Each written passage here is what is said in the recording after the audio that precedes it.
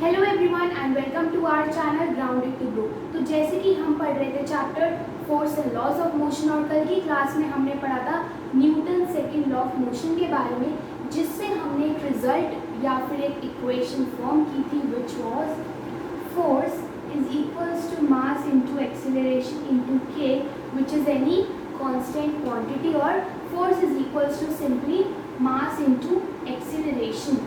Second law of motion में हमने पढ़ा था कि basically the rate of change of momentum is directly proportional to the applied force and it takes place in the direction in which the force is applied. अब basically we are going to see some of the applications of the second law of motion. We will be studying then कि actual में जो हमारा second law of motion है, यानी कि जो force के डायरेक्टली प्रोपोर्शनल क्या होता है, rate of change of momentum, उसे हम अपनी डे टू डे लाइफ में कैसे यूज़ करते हैं। तो चलिए देखते हैं first application, that is catching a cricket ball.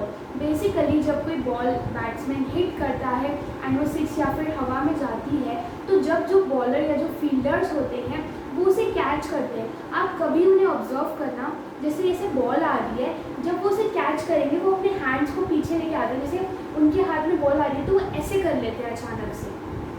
Actual में वो ऐसे क्यों करते हैं? वो बॉल को पकड़ने के लिए ऐसे क्यों नहीं रहते, वो अपने हैंड्स पीछे क्यों कर लेते हैं जब वो बॉल को पकड़ते हैं? यानी कि जो फील्डर्स होते हैं या जो कैचर्स होते हैं वो अपने हैंड्स को बैकवर्ड क्यों लेके आते हैं? एक्चुअली में इसके पीछे सेकेंड लॉ ऑफ मोशन ही लगा हुआ है। देखते हैं कैसे। बेसिकली जो क्रिकेट बॉल हिट की गई उसके अंदर बहुत मोमेंटम होगा, क्योंकि वो जो है उसका मास काफ़ी अच्छा होता है, it's a heavy weighted ball, और साथ ही साथ वो काफ़ी अच्छी स्पीड से आ रही है, यानी कि उसका जो मास है वो भी ज़्यादा है और उसकी वेलोसिटी भी ज़्यादा है, जिसकी वजह से जो वो क्रिकेट बॉल है उसका मोमेंटम क्या होगा, ज़्यादा। यानी कि जो वो बॉल है जब वो एक बॉलर के पास आ रही है तो उस बॉल का जो मोमेंटम है वो बहुत ज़्यादा है। तो अगर हमें ज़्यादा मोमेंटम को रोकना है तो हमें ज़्यादा फोर्स लगानी पड़ेगी, लेकिन अगर हम चाहते हैं कि कम फोर्स लगा के हम उस बॉल को कैच कर लें तो हमें क्या करना होगा, उस बॉल का जो मोमेंटम है उसे डिक्रीज करना होगा। यानी कि जो बॉल का मोमेंटम है हमें उसे चेंज करना होगा, उसे रिड्यूस करना होगा, ताकि हमें कम फोर्स लगा के हम उस बॉल को इजीली कैच कर सके। अब बेसिकली लाइक सपोजिंगली बॉल आ रही है मेरे पास, उसका बहुत ज़्यादा मोमेंटम है, मैं उसे कैच करने के टाइम पे सीधा कैच नहीं कर लेती बल्कि अपने हैंड को बैकवर्ड लेके आती हूँ, ताकि जो उस बॉल का मोमेंटम है वो स्लोली एंड स्टेडीली डिक्रीज हो। ऐसा ना हो कि वो बॉल एकदम हाई वेलोसिटी या फिर एकदम हाई मोमेंटम था और अचानक से मैं उसे स्टॉप कर दूं और उसका मोमेंटम मैं अच्छे खासे लेवल से सीधा जीरो पे ले आऊँ। नहीं, we have to slowly decrease the momentum of the ball. तो हम क्या करेंगे, जो वो हाई वेलोसिटी से बॉल आ रही है हम उसे स्लोली एंड स्टेडीली अपने हैंड्स में लेकर बैकवर्ड लेके आते हैं, ताकि वो जो बॉल है उसका जो मोमेंटम है वो स्लोली हम डिक्रीज कर सके विद टाइम। यानी कि जो हमारी बॉल का मोमेंटम है वो अच्छे खासे लेवल से ज़ीरो तक आने में थोड़ा टाइम लेगा, जिसकी वजह से हमें कम फोर्स अप्लाई करना पड़ेगा, क्योंकि फोर्स का फॉर्मूला क्या होता है, change in momentum upon time taken. तो बेसिकली मेरा जो मोमेंटम है वो एकदम हाई स्पीड पे जब वो बॉल आ रही थी उस टाइम के मोमेंटम से जब मुझे उस बॉल को कैच करके स्टॉप करना है, दैट इज मोमेंटम ज़ीरो लाना है उस बॉल का, तो उसको हाई स्पीड पे जो मोमेंटम था उससे ज़ीरो लेवल तक लाने के लिए हम बहुत सारा उसे एकदम रैपिडली डिक्रीज नहीं करते मोमेंटम को, बल्कि टाइम के साथ डिक्रीज करते हैं। जैसे कि एकदम हाई स्पीड पे बॉल आ रही थी, उसका बहुत मोमेंटम था, मैं उसे बैकवर्ड लेके आऊँगी तो उसका थोड़ा मोमेंटम डिक्रीज होगा, और बैकवर्ड लेके आऊँगी तो और थोड़ा मोमेंटम डिक्रीज होगा, और इस तरीके से मैं उस बॉल के मोमेंटम को ज़ीरो तक पहुँचा पाऊँगी और उस बॉल को कैच कर पाऊँगी विदाउट गेटिंग हर्ट, राइट। और अगर मैं उस बॉल को ऐसे ही पकड़ लेती हूँ तो देयर आर चांसेस कि मेरे हैंड पे इंजरी हो जाए, क्योंकि उस बॉल के पास लार्ज अमाउंट ऑफ मोमेंटम था जिसे मैंने डायरेक्टली बिना टाइम दिए सीधा ज़ीरो पे लेके आई, यानी कि मुझे बहुत ज़्यादा फोर्स लगाना पड़ा, इसीलिए मेरे हैंड्स को इंजरी हो सकती है उस केस में। तो कैचिंग ऑफ क्रिकेट बॉल में सेकेंड लॉ कैसे अप्लाई होता है, जो बॉल का मोमेंटम है, बॉल बहुत हाई वेलोसिटी पे आ रही है, तो उस बॉल के मोमेंटम को हम स्लोली डिक्रीज करते हैं by moving our hands backward, ताकि हमारे जो हैंड्स हैं उन्हें ज़्यादा फोर्स ना लगाना पड़े and we do not get hurt.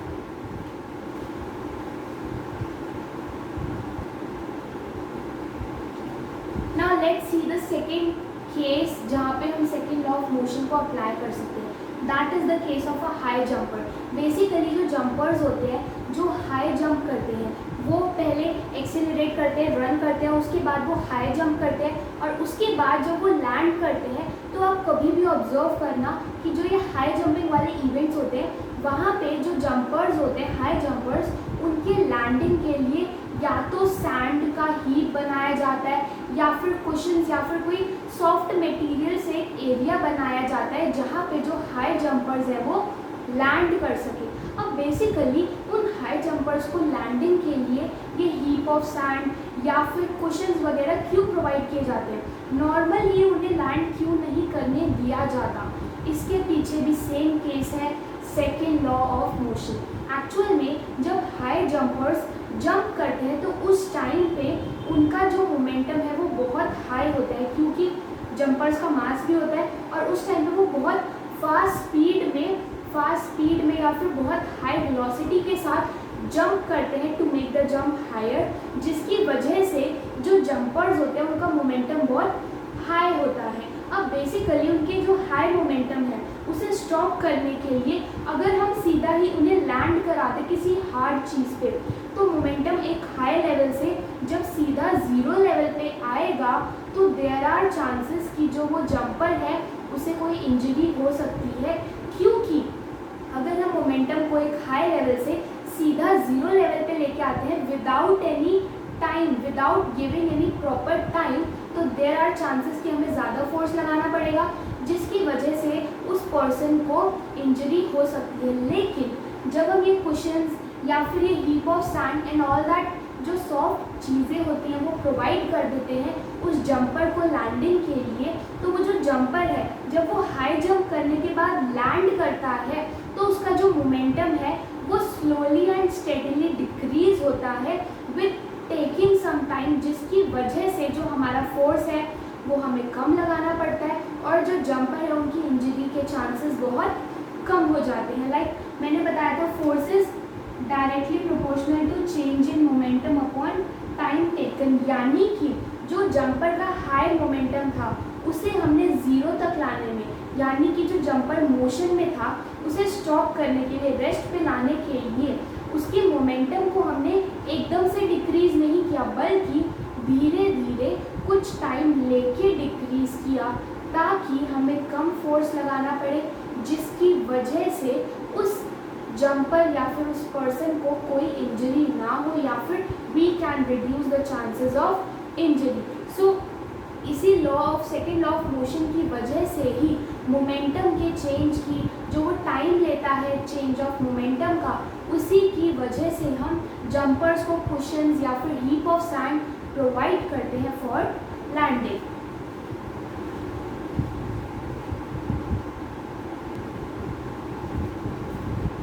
तो अभी हमने देखी दो एप्लीकेशंस। फर्स्ट वाज जब हम क्रिकेट बॉल को कैच करते तो हम अपने हैंड्स को बैकवर्ड ले आते हैं, एंड द सेकेंड वाज जब हाई जंपर जंप करते तो उनकी लैंडिंग के लिए हम उन्हें कुशन्स या फिर हीप ऑफ सैंड वगैरह प्रोवाइड करते हैं।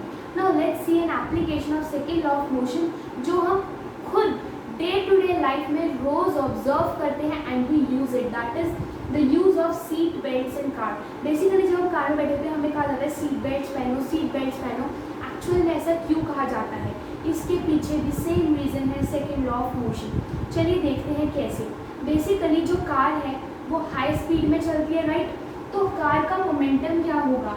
मास इनटू वेलोसिटी। जो कार है वो हाई स्पीड में चल रही है और उसका मास भी हाई है, यानी कि उस कार का जो मोमेंटम है वो भी ज़्यादा होगा। और अगर अचानक से वो कार सपोजिंगली किसी भी रीज़न की वजह से रुकती है, अचानक से सडनली द कार स्टॉप्स, तो यानी कि जो उस कार का हाई मोमेंटम था वो बहुत जल्दी ज़ीरो मोमेंटम तक पहुंच जाता है। मैंने बताया था कि जो रेस्ट पे बॉडी होती है उसका मोमेंटम क्या होता है, ज़ीरो। यानी कि एक बॉडी जिसका मोमेंटम बहुत ज़्यादा था, that is a high speed moving car, जब वो अचानक से रुकती है तो उसका मोमेंटम क्या है, ज़ीरो पहुंच जाता है। लेकिन as the passengers when we are sitting in the car, अगर हमने सीट बेल्ट लगा रखी है तो जब ये कार का मोमेंटम एक हाई लेवल से ज़ीरो पे आता है तो वो जो सीट बेल्ट है वो हमें प्रोटेक्ट करती है उस इंजरी से। एक्चुअल में जब हमारा मोमेंटम डिक्रीज हो रहा होता है, जब हमारा मोमेंटम ज़ीरो पे आता है कार का, तो वो जो सीट बेल्ट होती है वो हमें फॉरवर्ड गिरने से बचाती है। एक्चुअल में अगर अचानक से गाड़ी रुकती है तो हम आगे की तरफ शिफ्ट हो जाते हैं ना, लेकिन अगर हमने सीट बेल्ट पहनी है तो उसकी वजह से हम सडनली आगे की तरफ फॉरवर्डली बेंड नहीं करते, जिसकी वजह से जो मोमेंटम ने चेंज हुआ उसमें थोड़ा टाइम इंक्रीज हो जाता है, जिसकी वजह से हमें इंजरी के चांसेस कम हो जाते हैं। And that's why we are recommended to use seat belts in car. हमें सीट बेल्ट यूज़ करने के लिए क्यों कहा जाता है, क्योंकि जब एक कार हाई मोमेंटम से अचानक से ज़ीरो मोमेंटम पे पहुंचती है तो उस टाइम पे जब हमारी बॉडी को जर्क लगता है due to this change in momentum, तो जो सीट बेल्ट है वो टाइम इंक्रीज कर देती है उस चेंज इन मोमेंटम का, जिसकी वजह से फोर्स कम हो जाता है। And that's why we are able to protect ourselves from any kind of injury. So these were some of the applications of the second law of motion. First was cricket ball या कोई भी ball catch करते समय हम अपने hand backwards लेते हैं। Second, जो जंपर्स होते हैं उन्हें लैंडिंग के लिए सॉफ्ट एरिया वगैरह प्रोवाइड किए जाते हैं। And the third is use of seat belts in car. So this was the application of second law of motion. अब हम देखते हैं some numericals based on the second law of motion.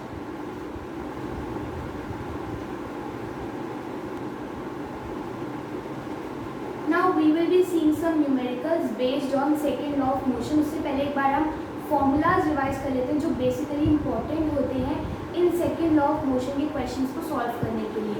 The most important two formulas that we have are of momentum and of force.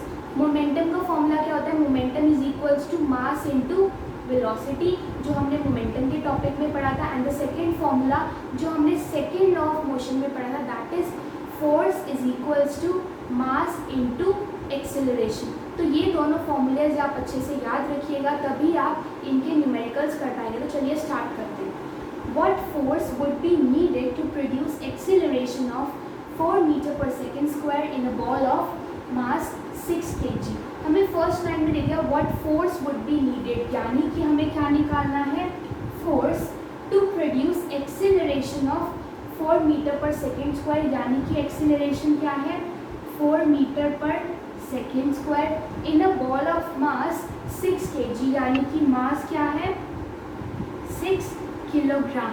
अब basically मैंने information देखी जो मुझे दी हुई थी कि ये तो फॉर्मूला बन रहा है force is equals to acceleration into mass, जो हमने second equation second law of motion से निकाला था। तो just we will put the values और हमारे पास फोर्स निकल के आ जाएगा। एक्सेलरेशन क्या है 4 मीटर पर सेकेंड स्क्वायर इनटू में मास दैट इज 6 किलोग्राम। तो ये मेरे पास आ गया 24 किलोग्राम डॉट मीटर पर सेकेंड स्क्वायर। और ये जो यूनिट होती है इसे हम क्या बोलते हैं, या फिर फोर्स की एसआई यूनिट क्या होती है, Newton. So we will write force is equals to 24 N। Newton को हम N से रिप्रेजेंट करते हैं। सो फोर्स हमारे पास इस केस में क्या आ गया 24 न्यूटन, यानी कि हमें 24 न्यूटन फोर्स अप्लाई करना पड़ेगा ताकि जो बॉल है जिसका वेट 6 किलोग्राम है वो 4 मीटर पर सेकेंड स्क्वायर की एक्सेलरेशन से मोशन शो कर सके।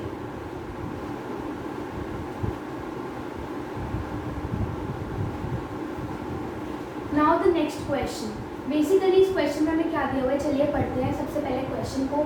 What is the acceleration produced by a force of 12 Newton exerted on an object of 3 kilometre. हमने क्वेश्चन पढ़ा, हमें क्या दिया हुआ है कि व्हाट इज द एक्सेलरेशन, यानी कि हमें क्या निकालना है एक्सेलरेशन। तो चलिए हम लिख लेते हैं, हमें निकालना क्या है acceleration produced by a force of 12 Newton, यानी कि फोर्स कितना दिया हुआ है हमें 12 Newton exerted on an object of 3 kilogram.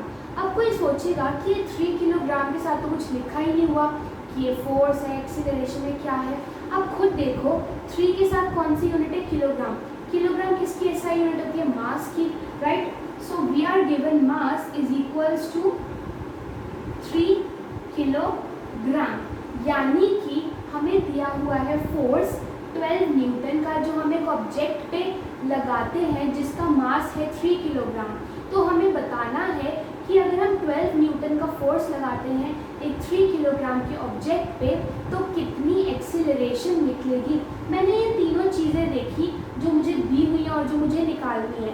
कोई ऐसा फॉर्मूला ढूंढो जो इन सब में एप्लीकेबल होता हो, that is F equals to A into M, यही होता है। अब इसमें मुझे फोर्स दिया हुआ है, force is given to me, mass is given to me and I have to find out acceleration. तो चलिए मैं वैल्यूज पुट करती हूँ।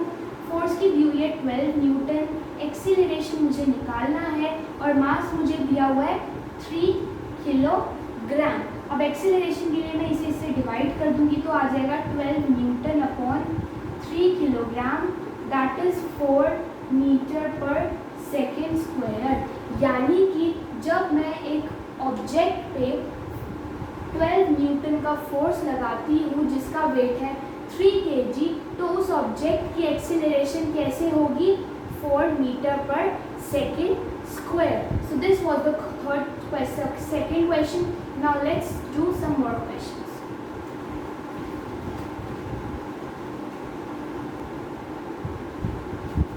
Now let's see another question. इसमें हमें दिया हुआ है which would require a greater force, यानी कि ये जो दोनों पार्ट्स में इंफॉर्मेशन दी हुई है हमें निकालना है फोर्स और बताना है कि किस पार्ट में हमें ज़्यादा फोर्स अप्लाई करना पड़ेगा।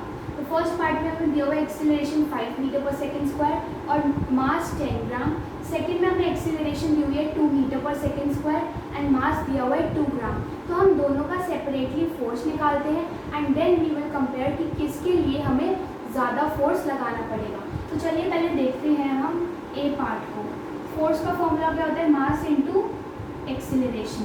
अब बेसिकली मास मेरा कितना दिया हुआ है 10 ग्राम, लेकिन जो फोर्स की एसआई यूनिट होती है उसमें क्या होता है, किलोग्राम पर मीटर सेकेंड स्क्वायर। यानी कि जो मेरा मास है वो किलोग्राम में होना चाहिए ताकि मैं फोर्स निकाल सकूं। तो मैं 10 ग्राम को किलोग्राम में चेंज करती हूँ, that will become 10/1000 into acceleration that is 5 metre पर second square and this is in kg, right. तो ये मेरा आ गया force is equals to mass into acceleration. Mass को मैंने kg में कन्वर्ट किया और एक्सीलरेशन को लिखा and when I will cut it will come 0.05 Newton. तो ये मेरा आ गया ए पार्ट का फोर्स दैट इज 0.05 न्यूटन। अब मैं निकालती हूँ सेकेंड पार्ट का B part, force equals to mass into acceleration. अब मैंने देखा कि यहाँ पे भी मुझे सेम जो मास है दैट इज गिवन इन ग्राम। सो इसे मैं फिर से किलोग्राम में कन्वर्ट करूँगी, 2/1000 इंटू में 2 मीटर पर second square and this is in kg। सो मैंने इसे मल्टीप्लाई किया 4 and this will become 0.004 Newton, right. तो मेरा फर्स्ट केस में आ गया 0.05 न्यूटन एंड सेकेंड केस में जो मेरे पास 2 ग्राम का ऑब्जेक्ट था जिसको मैंने एक्सीलरेट किया 2 मीटर पर सेकेंड स्क्वायर से, उसको मैंने जब kg में कन्वर्ट किया 2/1000 इंटू 2 मीटर पर सेकेंड स्क्वायर, तो मेरा आंसर आ गया 0.004 न्यूटन। अब आप इजीली देख के बता सकते हो कि कौन से में ज़्यादा फोर्स लग रहा है, ऑब्वियसली ए पार्ट। यानी कि मुझे इन दोनों में से किस में ज़्यादा फोर्स एक्सर्ट करना पड़ेगा, ए पार्ट में। सो आपको ऐसे भी क्वेश्चंस आ सकते हैं। ये तो थे डायरेक्ट क्वेश्चंस, लेकिन आपको कुछ ऐसे क्वेश्चंस भी आ सकते हैं जिनमें आपको फर्स्ट चैप्टर में जो हमने मोशन के इक्वेशंस या फिर जो मोशन के फॉर्मूलाज पढ़े थे वो भी यूज़ करने आ सकते हैं। ऐसे क्वेश्चंस हम कल की क्लास में पढ़ेंगे। आज की क्लास हम यही ख़त्म करते हैं। Do like our videos and subscribe subscribe to our channel Grounded to Grow for more related videos.